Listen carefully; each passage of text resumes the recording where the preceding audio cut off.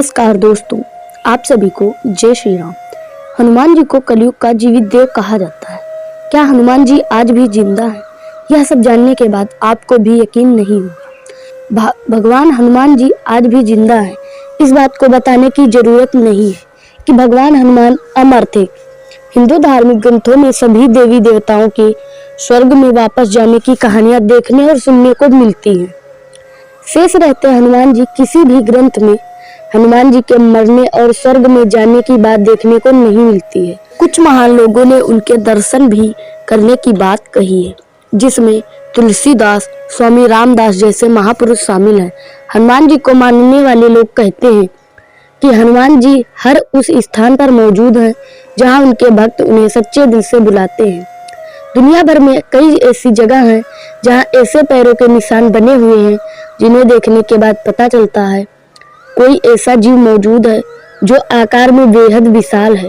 दुनिया भर के अलग अलग देशों में यह पैरों के निशान काफी संख्या में पाए गए हैं। वैज्ञानिकों का यह दावा है कि यह निशान किसी ऐसे जीव के हैं जिसका शरीर काफी विशाल रहा होगा। कहते हैं जब भगवान राम ने अपना मानव शरीर छोड़ दिया था तो हनुमान अयोध्या छोड़कर भगवान राम की याद में श्रीलंका के जंगलों में पीदरू पर्वत पर चले गए। यहाँ के लोगों ने हनुमान जी की बहुत सेवा की। उनकी भक्ति और सेवा से खुश होकर उन्हें यह वचन दिया कि वह हर 41 साल बाद कभी उनके कबीले के साथ रहने आएंगे और आत्मज्ञान देंगे। साथ ही हनुमान जी ने उन्हें एक मंत्र भी दिया, काल तंतु कारे चरंति एनर मरिसु निर्मुक्तेर काले तम अमरीसु।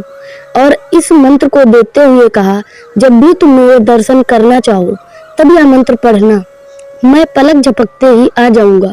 कबीले वालों ने हनुमान जी से पूछा, अगर यह मंत्र किसी और के हाथ लग गया और वह इसका गलत इस्तेमाल करने लगा तो?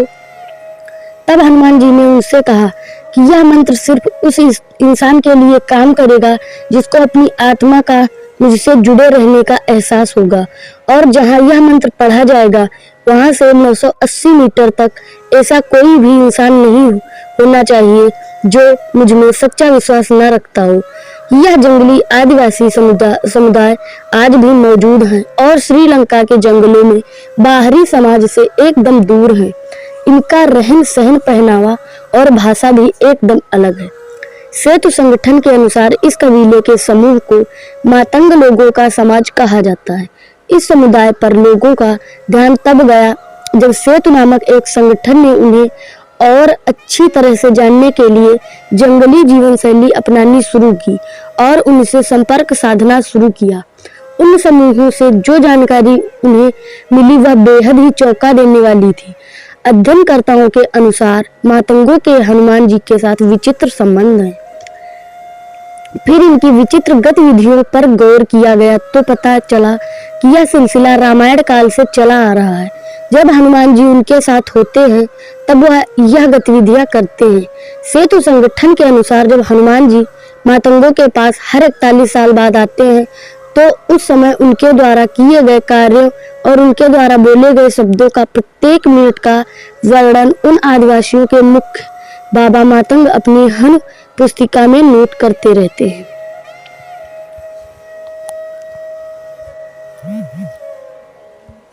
- 2014 में जब हनुमान जी यहाँ आए थे तो उस दौरान हनुमान जी द्वारा की गई सभी लीलाओं का विवरण भी इस पुस्तिका में नोट किया गया है।